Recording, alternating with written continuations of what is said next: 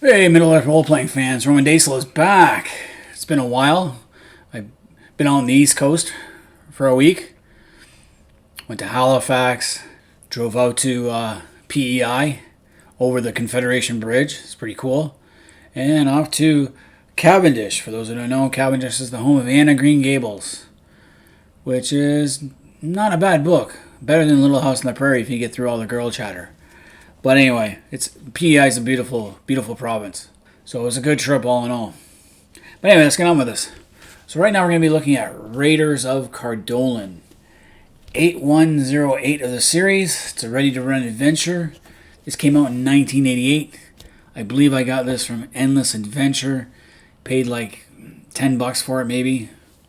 Maybe more, maybe less. It's been a long time. The cover art is by a guy named Daniel Horn. It's not Agnes McBride, so it's not as good. So let's get into it.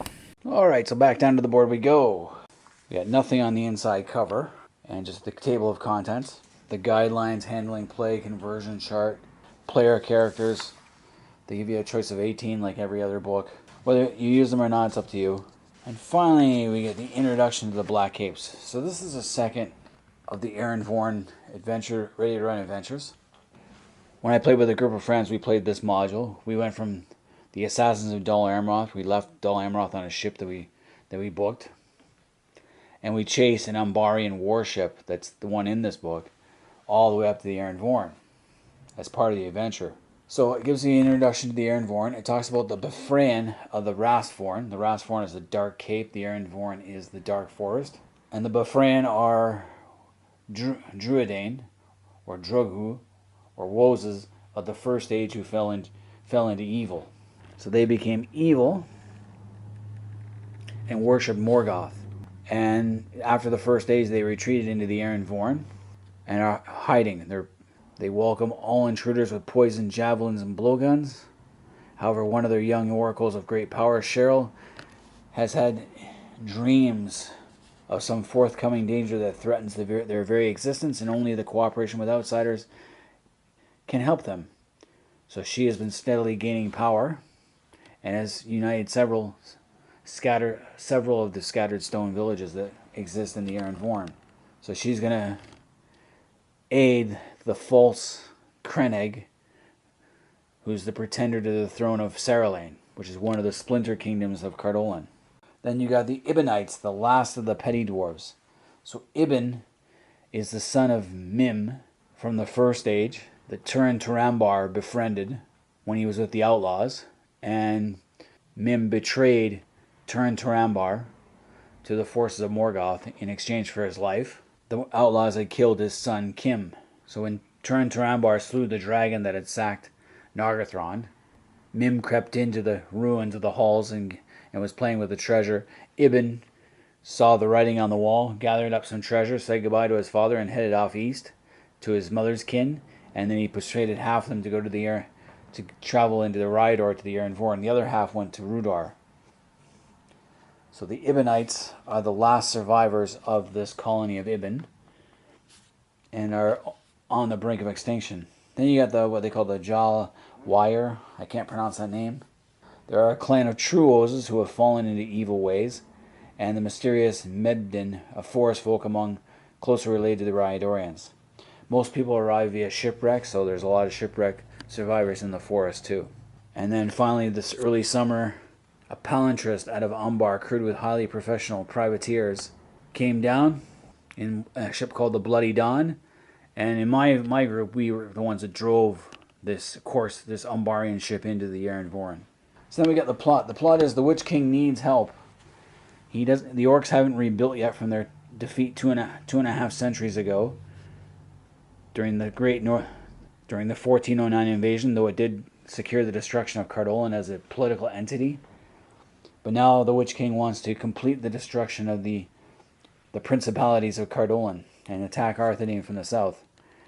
So for that, he's going to use the Beffrean of the Eryn Vorn, the pretender for the crown of Sarralainn, and the warlord of Minhiriath.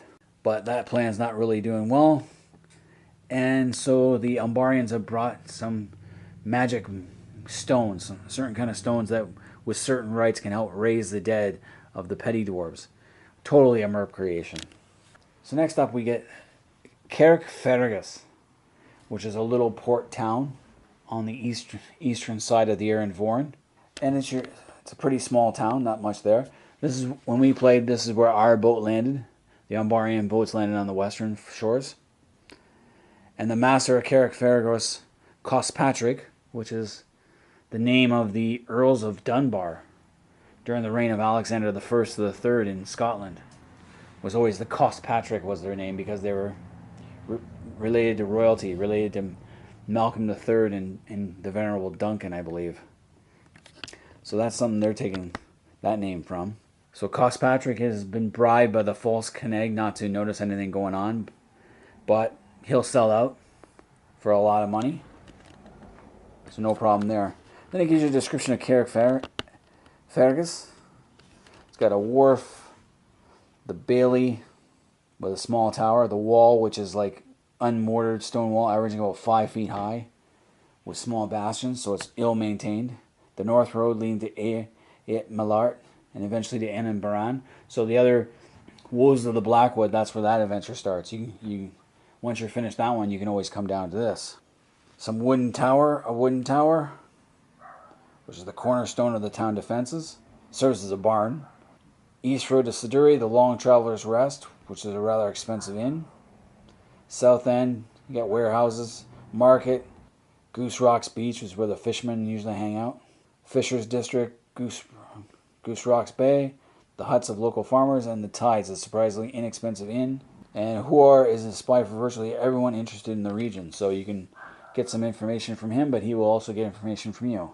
So next up, you got Encounters of the Traeth Sheffudok. So from Cospatrick, you find out that there are 2 trails to go down.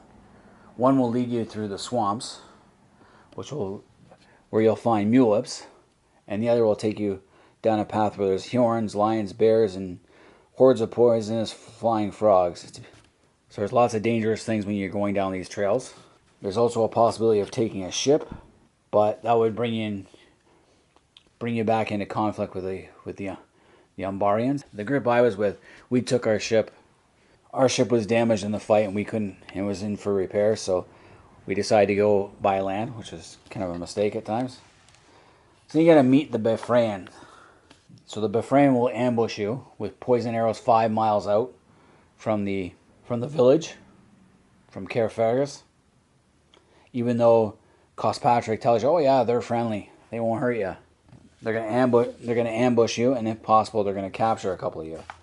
They do like human sacrifices, but they want to take prisoners to find out. And the closest Beffrean village is called Nansret, and you get the layout of Nansret. And the main guy, Malgim, is interested in trying to rescue Cheryl, who's being held hostage by the false Cennaigh. So this is a hostage-taking situation and a rescue that way. Cheryl, who is in a male-dominant society, is a woman who rose up to become the top. And she's being held hostage now by the false Cennaigh in a place of holy site of neutral ground. And it's the false Cennaigh that took the breach, was initiated by the Pretender. So now he's dead regardless, whatever happens to him. So he's held up in the Traeth Sheffudok, it's called, waiting for some kind of rescue that might. So the Beffrean are looking for a way to get at this false Cennaigh and save Cheryl. So that'd be your opening there if you want to negotiate that. And then it goes to the NPC, so it tells you about Cospatrick. Odo, who is the steward, secretary, loyal servant of Cospatrick. So Odo is the one that you're most likely to get contacted by. He's Cospatrick's steward, secretary, and loyal servant. Now, if you're looking for a guy, you're going to get this guy Iltud, and he'll not be good. He'll leave you to die somewhere and come back and pick up all your stuff later. Then you go into the Beffrean, Malgim, who's the high priest of this particular village, and all the various people in the village. Then you get Sherikel, the oracle of the Beffrean. Okay, and then next we get the false Cennaigh, and he gives his backstory how the real Cennaigh was the son of Gordeg II, the previous king of Sarralainn, by a Beffrean slave. And when Cennaigh, the legitimate heir, ascended to the throne, he prudently had the feasting hall in which Cennaigh was in burned down, so he killed his own half brother. And then popular myth is that the real Cennaigh managed to escape. So during a local revolt, a lesser lording saw a half-orc Danish tribal warrior who looked a lot like Cennaigh. So he's been set up as a false Cennaigh. Now Cennaigh, after 3 years of fighting with Cennaigh, the real king of Sarralainn, the false one fled to the warlord's kingdom and was tortured by the warlord and broken. So this is where we get that connection. So there are 3 Cenaighs. There's the one who's the true heir of Sarralainn, falsely denied his crown. Then there's the false Cennaigh, who's the loyal, effective agent of Angmar. And then there's the real guy, Danad, who's just bewildered and tries to ride out the storm. So there's 3. He's got split personalities. Unfortunately, he's wily and ruthless, because he has to be. And he dresses differently depending on the personality. Then you got all his followers, of which there are only 7. Next up, we get the layouts of this Trace Cephaduk. I'm not going to go through all of the layouts here, but you got a pretty good map with the trail and all the dangers that accompany it, and how everyone is positioned when you arrive. It also gives the interior of the Vision Cave, so which is 9 to 12, or sorry, which is 9 to 13 in this book. So the task is obviously to capture the false Cennaigh, dead or alive, and the secondary mission will be to rescue Cheryl, alive, to better relations between Caer-Fergus and the inhabitants of the Outer Cape, and unravel the necromancer's plot brewing on the Ras Vorn, or the Witch King's plot, depending how you look at it. So you can also use 2 books here, Lost Realm of Cardolan, which has the false Cennaigh, Cheryl, and the Warlord, or you can use Woes of the Black Wood as a secondary module, backup. The obstacles, obviously the Eryn Vorn itself, because it is a dangerous place with mulips in the swamp and Hjorns and wild animals in the forest. The Beffrean are also a danger, as is the false Cennaigh. Rewards, obviously completion, you'll get fulfilled the agreement with Cospatrick. A side agreement with the Beffrean to get out alive will be useful. And then it has an encounter, so the monsters in the Black Wood. Obviously, you're gonna any path you take, you're gonna encounter the monsters. You're gonna deal with, if you take the guy, you're gonna have to deal with his treachery.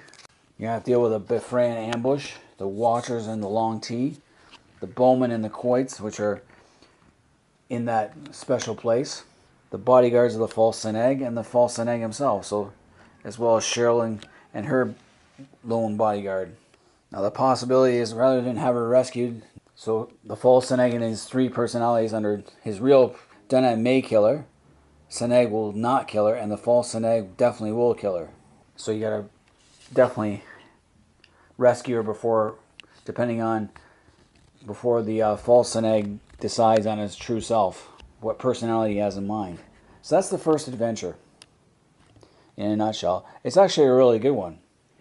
We played this and we managed to rescue Cheryl, though it cost us a couple of our NPC characters that we brought along, as well as a lot of hit points for ourselves. We took a lot of damage doing this, and only because we rescued Cheryl were the Beffrean allowed us to leave the forest. So it was pretty good. Alright, moving along, we got the Sea Raiders of Minas Thonfallen, which is the second adventure. Now, Minas Thonfallen is the tower of the Pine Coast, lies within the very heart of the Bog Coast, about 13 miles south of Nansret. It is one of the eldest sites on the Ras Vorn, originally constructed by the Númenóreans in the 14th century of the Second Age. Numerous restorations of the ruins since then, the most recent from Third Age 1112 to 1135 under the orders of King Tyrrendil of Cardolan, sought to build a well-sealed fortress with the docks safely within the walls. Since then, the walls have fallen into disrepair and sunk in the swamp. The Beffrean have further accelerated the decay as they have found it easier to carry off stone for their villagers than quarry it themselves. So it's been picked over by the Beffrean and abandoned. So it's a Numenorean design. You get a nice map of what it looks like. So when we played this adventure, this is where the Umbarean ship landed as part of it. So you get the layouts of the ruins of Thonfallen. Number 1 is just the eastern of 2 Beffrean trails that terminate in the pine woods overlooking the fortress. Number 2 is the westernmost trail. Number 3 is the Segramon, which is the boat that you see down here. It holds about 60 crew members, but they've whittled down. Our little battle with them took out about half of them. You got the main camp, the crew of the Sarralainn, housed in 6 tents. Tents of the officers and mates, and then the ruins of the central keep, the ruins of the curtain wall, the lagoon, and the main channel. So you got all that there within. So this is a really cool layout. I love the layout for this one. So then we get the Sea Raiders mission. So their mission is to help the false Cennaigh, or Cennaigh, I can't pronounce that to save my life, Cennaigh, and also bring some stones, some kind of nuggets, to the Petty Dwarves and resurrect the dead. Iconite nuggets from the mountains of Far Harad is what it is. They had some problems with local rivermen, and they've also had problems with the Beffrean and all the other fun stuff you find in the swamp. So now they give you a better picture of the actual keep itself, and this is what I like. This was really cool, really awesome. So it gives an in-depth, closer look at all this stuff. The deep water of the river, the Sergamon, the quarterdeck, the ballista. It's got a ballista on it, eh? The mud bank, temporary wharf, the tents of Bellowin, who's actually a female captain, so that's very rare. Merp was trying to be woke before woke became a thing. The officers' tents, part of the outer wall, the shell of the keep, old well, the pits, tents. The strongest of the remaining curtain walls is 17, which be right here. 19 is a section of wall, so it's 20, 21 as well. So I really like that diagram. Then you get the layouts of the basement of Minas Thonfallen, what's left of it. Entry. There's an orc standing. They brought some orcs with them. Small storage room, wall shaft, entry hall. Abdcalhil's room. Abdcalhil's the Umbarean the sorcerer who's gonna wake the dead. So you get the NPCs at Thonfallen. You have Bellowin and Meros. Meros is one of the major castles in Umbar, if you have the Umbarean book. Coriban, who is a renegade Viriag, and he's a dark priest. Caranday is a healer. Abdakil is another dark priest. Then you got the crew. Turaman is the second mate. The henchmen going to Bar and Ibn. So already they've gone to see the Petty Dwarves, and it gives a description of all the Sea Raiders who are at the camp. So the task is obviously catching the Sea Raiders at either in Minas Thallin or as they're going towards the Petty Dwarves. You could take a boat and try and attack them that way, or you could go overland from Nansaret. Starting the players, again, Cospatrick's mission. You could do it that way, or you could do it your own way. Aids, adequate provisions must be provided. The Beffrean will provide guides if you went through the first adventure, and promise to get rid of these guys. And obstacles, obviously the Sea Raiders and all the other fun stuff that's in the Eryn Vorn, like mule whips, Hjorns, and stuff like that. The swamp. Rewards. The Sea Raiders will possess a lot of booty themselves from what they've already plundered. The encounters, expedition to the Petty Dwarves, the fell creatures of the Morahay. So you got some picture of mule whips here. Nice picture of some mule whips. Pirate patrols, off-duty watch, the officers, the orcs, and of course the hype. So that is Adventure 2. Adventure 2 is not as complicated as the first adventure. The first adventure requires going to a lot of different places and that. This was more of a straightforward adventure. And we did it by ship. We took our ship after it had been fixed at Carfergus and sailed around looking for it and found it. We attacked the pirates when half their party was out looking for the Petty Dwarves, and we burned the boat down so they had nowhere to escape to. And then we went hunting for the rest of them. So then you get into the Muir Toll. My pronunciation sucks, I'm sorry. So 11 miles to the north-northeast of Nazareth lies the lair of the Petty Dwarves. So this is the last hurrah for the Petty Dwarves in Eryn Vorn. And then it gives a brief history. So if you read the Silmarillion and you have Hillman of the Trollshaw's adventure book, you'll know more about them. So we're not going to go into much detail there. You get an area map of the Petty Dwarves territory. So all this. There are some paths to Nansret from the coast. Path leading back to Carrickfergus. Route taken by Bellin's party to reach Barin Ibn. The main ridge, network of Petty Dwarf Pass, steep rocky hill, the Great Hole itself. The Cade fields. Cades are slaves, mostly Beffrean. So then we get the tail. Obviously the tail is Bellowen is using these rocks to resurrect a Petty Dwarf dead. The Petty Dwarves might not like it.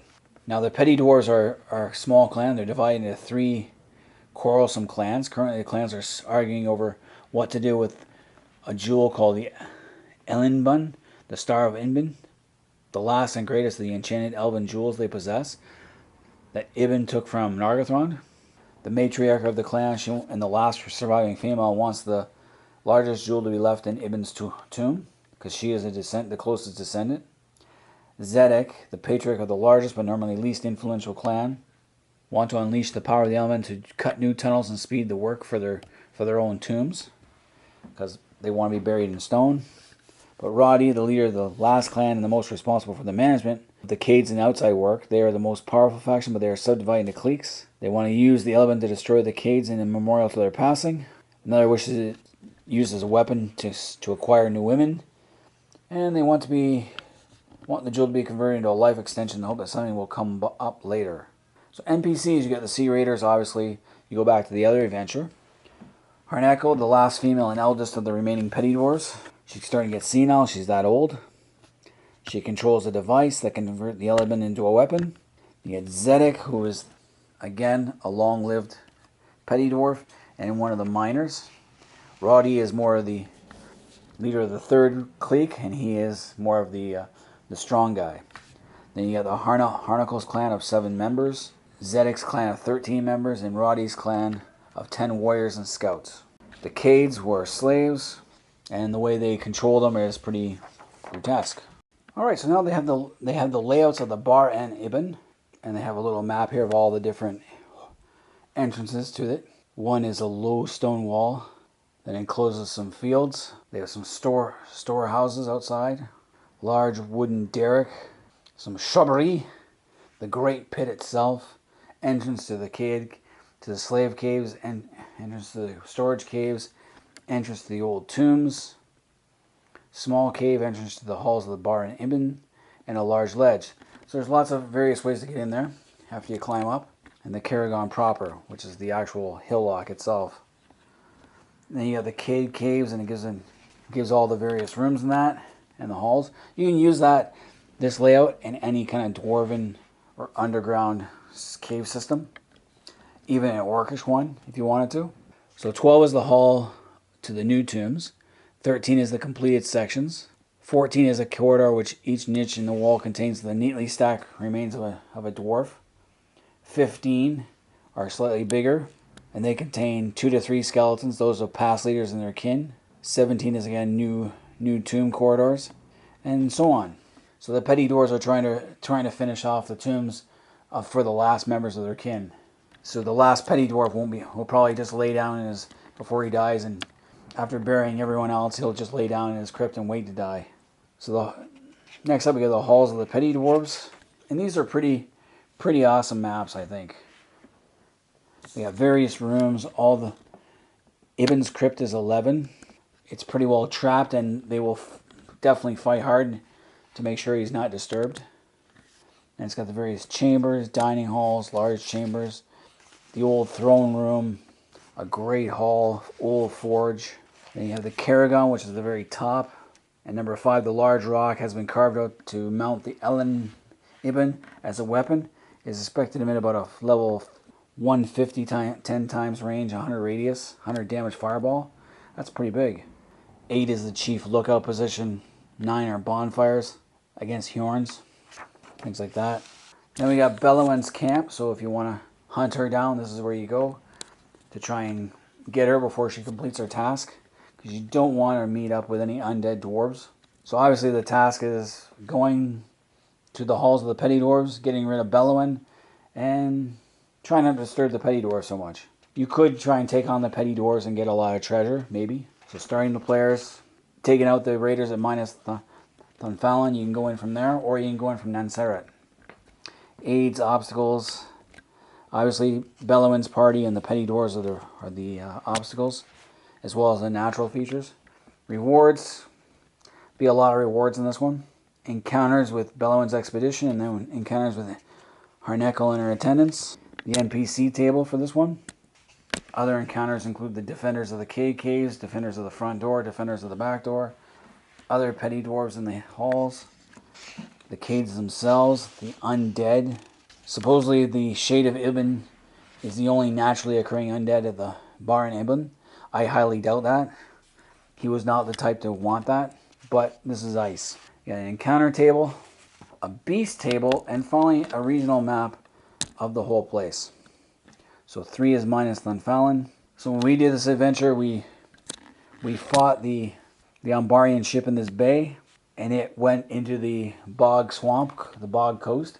We didn't follow, our ship got a little damaged, and we headed for Cairfergus. Once we were able to do the first adventure, get some money to fix up our ship, we then sailed back to minus Thunfallen and went after them again and succeeded. So it was a pretty cool adventure. Alright, so that was Raiders of Cardolan. What I think of this adventure, this was an excellent book, an excellent adventure. Much better than Assassins of Dol Amroth, better than Woes of the Dark Wood. You have all the elements you need. You have a mysterious place, you have pirates on a boat, you have petty dwarves, you have Beffrean, monsters like the Mewibs and Hjorns. So it was a really good adventure. The 3 adventures tied really well together, nicely. You get a false king. You know, it's just got everything you need in an adventure for players. And the 3 adventures were pretty solid right from start to finish. Excellent layouts. I would highly recommend playing this one. It was a lot of fun to play with my group of guys I played with back in high school. But anyway, that's my look on Raiders of Cardolan. All you Middle-earth role-playing fans out there, let me know if you guys had this adventure module. Did you play it? What'd you think? And leave comments in the comment section. Until next time, I'm Roman Daisel. I am out of here.